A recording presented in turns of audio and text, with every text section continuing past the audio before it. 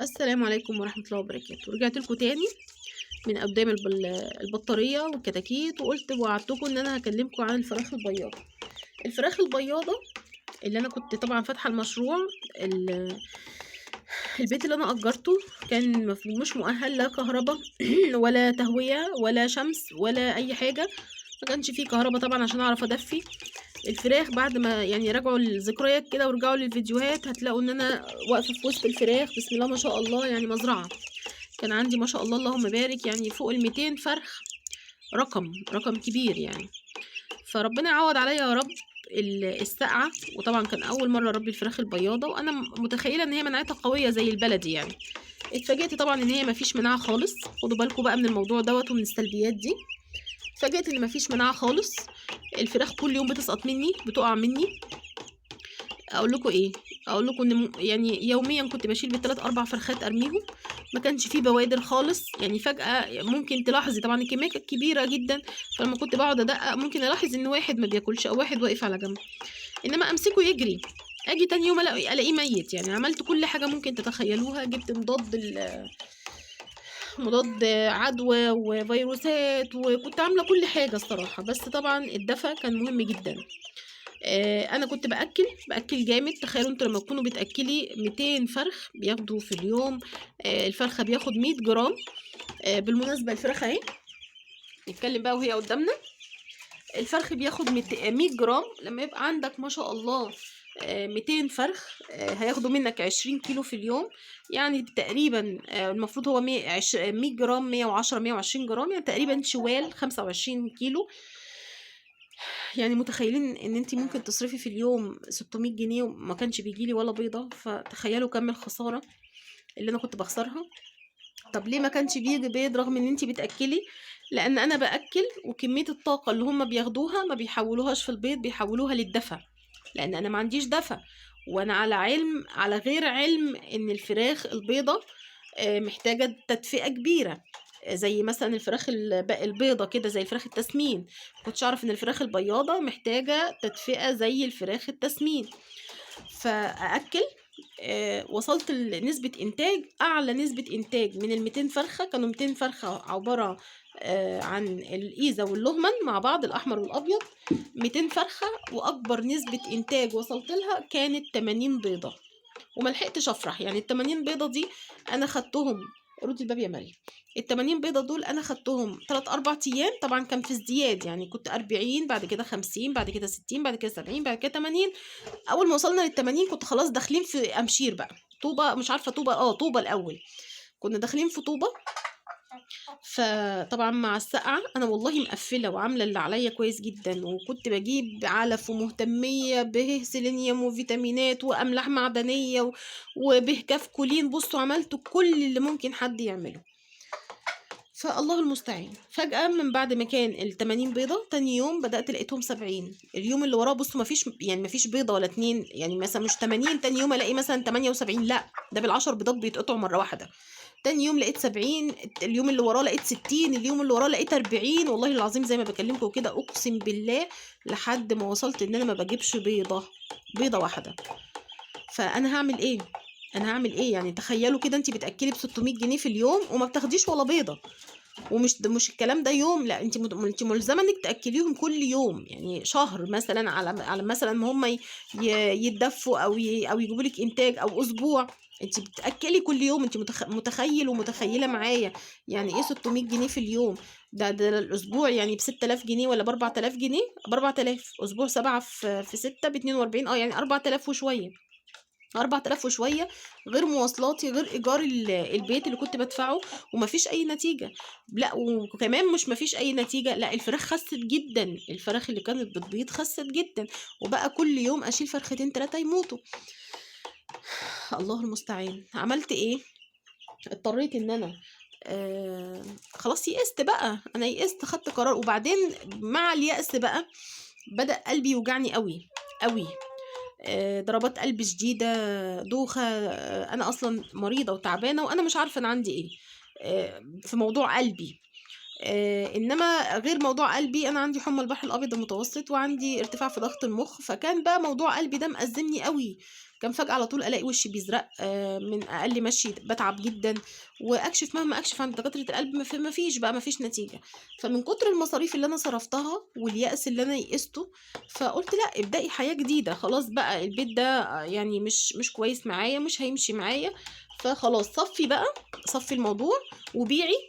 طيب حاولت أبيع الفراخ البياضة كفراخ بياضة، ما لقيتش ليها مشتري، لإن طبعًا هي مش معروفة زي الفراخ البلدي، ومش منتشرة أوي، والناس دلوقتي بتخاف. أنتم عارفين الفراخ البياضة غالية، يعني دلوقتي الفرخ داخل له في 300 جنيه والّا 270 جنيه، مبلغ عشان تاخد فرخة ويا عالم هتبيض والّا مش هتبيض، أنت مش عارفها يعني، ما لهاش سوق، لسه مش زي البلدي يعني.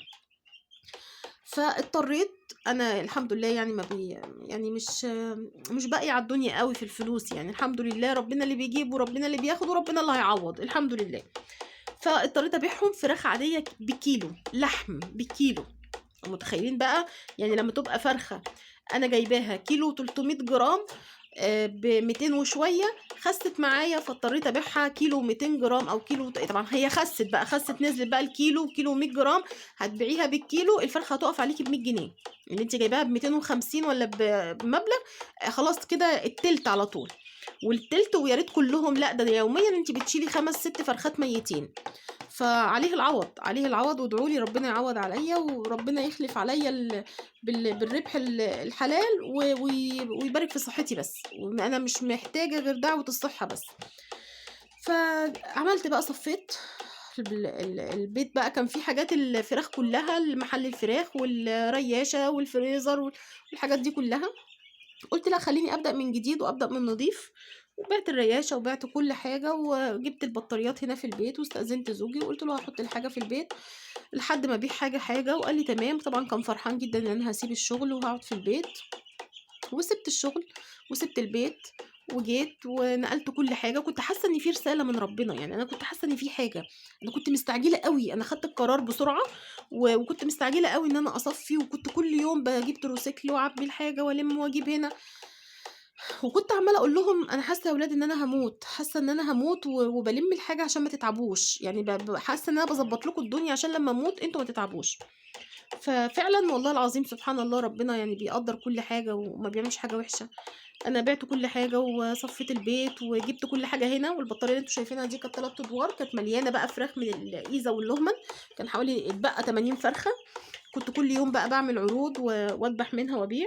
لمّا استقريت هنا وخلاص دبحت الحاجة، وكنت كل يوم بقى باعمل عروض بال5 فرخات واطلّع 5، باقول مش مشكلة خسارة، بس أنا حاسة إن في حاجة، فعايزة أخلص، عايزة أخلص. على ما خلّصت الدور الفوقاني ده كلّه فضي، والدور التحتاني ده كلّه فضي، والدور ده ما كانش فيه بقى غير حاجة بسيطة كده، وكان فيه 10 بطّات جايباهم للبيت.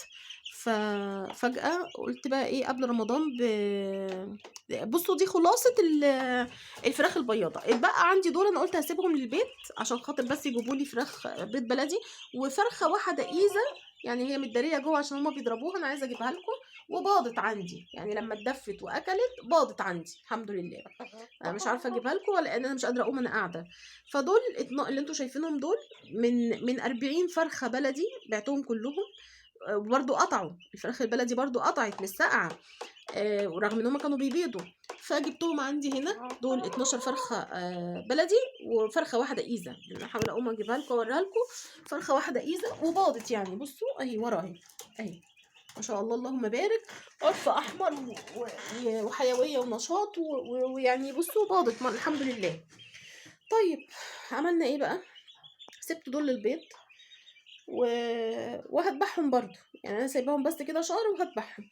حصل إيه بقى، عشان يعني حكمة ربنا في اللي حصل ده كله، أنا هابدأ من جديد. والحاجة اللي كنت بابيعها كنت باحاول إن أنا مثلًا أجيب لي خاتم، أجيب لي حاجة، أشتري نُص جنيه دهب، أي حاجة اللي هي تعوّض الفلوس، يعني عشان الفلوس ما تضيعش يعني، لإن طبعًا فلوس كتيرة جدًا. أنا يعني مهما أقول لكم أنا خسرت قد إيه، يعني ربنا يعوّض عليّا الحمد لله يا رب. جه قبل رمضان بحوالي أسبوع، قُلت بقى إيه أروح أشوف أمي وأخواتي في السويس عشان خاطر أشوفهم بقى قبل رمضان وكده، وآجي بقى إيه أقضّي رمضان مع عيالي وكده. سبحان الله، يعني حكمة ربنا أول ما رُحت خدت بنت من بناتي بنتين الصغيّرين خالص، خدتهم ورُحت وقُلت إيه يا جماعة أنا ده هو يوم وهاجي تاني يوم على طول، هابات ليلة وهاجي تاني يوم على طول. مجرّد ما رُحت وسلِّمت عليهم وقعدت، جات لي أزمة شديدة جدًا، جدًا، حرفيًا كنت باموت، حرفيًا كنت باموت. أزمة نَفَس واتحجزت في العناية المركزة يومين وطلعت. الأزمة دي يعني بُصّوا هي درس، الأزمة دي هي درس، يعني على ما عرفت أنا عندي إيه، هي درس كبير جدًا لأي حد، غير متوقع. التعب والمرض اللي طلع عندي غير متوقع إطلاقًا، ممكن ييجي لأي حد مننا كلنا. هاعمل لكم فيديو تاني ليه عشان تاخدوا بالكم وتعرفوا إيه المشكلة الكبيرة اللي كانت هتخلّيني مع عالم الأموات دلوقتي وما أشوفش عيالي تاني. والحمد لله ربنا ستر وربنا قدّر إن أنا أول ما أوصل البيت عند أهلي وأخويا كان موجود بالصدفة أسبوع زيادة أجازة وكان معاه العربية ولحقني مع مجرد أول نُص ساعة وحصل اللي حصل، النَفَس انكتم نهائي وما كانش في ولا كلمة طالعة ولا نَفَس طالع، وجريوا بيّا على المستشفى ولحقوني الحمد لله في العناية المركزة واتحجزت. إرادة ربنا حصلت سبحانك يا رب سبب يعني هايف جدًا، هايف جدًا ممكن ييجي لكلنا، بس عواقبه كبيرة جدًا، جدًا، جدًا، ومن ضمن عواقبه الموت فجأة. حاجة مش هتتوقعوها. هاقفل الفيديو عشان ما اطولش عليكم، والفيديو اللي وراه هاحكي لكم عن اللي حصل معايا في العناية المركزة، وعرفت إيه المرض اللي عندي اللي عامل كل المشاكل ده، اللي ممكن يؤدي للموت فجأة وإحنا مش عارفين إيه السبب. يالّا دعواتكم ليّا بصلاح الحال، وربنا يصلح حالكم جميعًا يا رب، وما تيأسوش واشتغلوا وكمّلوا. مش معنى إن أنا باقول لكم إن أنا هاصفّي أو صفّيت إن أنا هاسكت، لأ، أنا برضه شغّالة وهاقول لكم برضه بعد كده أنا شغّالة في إيه وليّا مصدر دخل إزاي. يالّا باحبكم جدًا في الله. أرجوكم يا جماعة عايزة رجاء منّي ليكم، يعني يا ريت تشيّروا الفيديو كتير، يا ريت تتفرّجوا على فيديوهاتي كتير. أنا القناة فيها حوالي 1500 مشترك، لكن أنا لسه لحد دلوقتي القناة ما فعّلتش ربح وما باخدش منها أي حاجة. فعشمي في الله خير يا رب إن أنتم تساعدوني إن يبقى مصدر دخل ليّا من القناة دي. أول مرّة أتكلّم معاكم بكده، وكل مرّة باحكي وأتكلّم معاكم في الفيديوهات عيالي يقولوا لي: "ما قُلتلهمش ليه يا ماما يشيّروا ويعملوا الفيديو وكذا، وكذا." أقول لهم: "يا جماعة مش في بالي، يا ولاد مش في بالي." بس المرّة دي باقول لكم رجاءً، رجاءً لإن ما بقيتش زي الأول.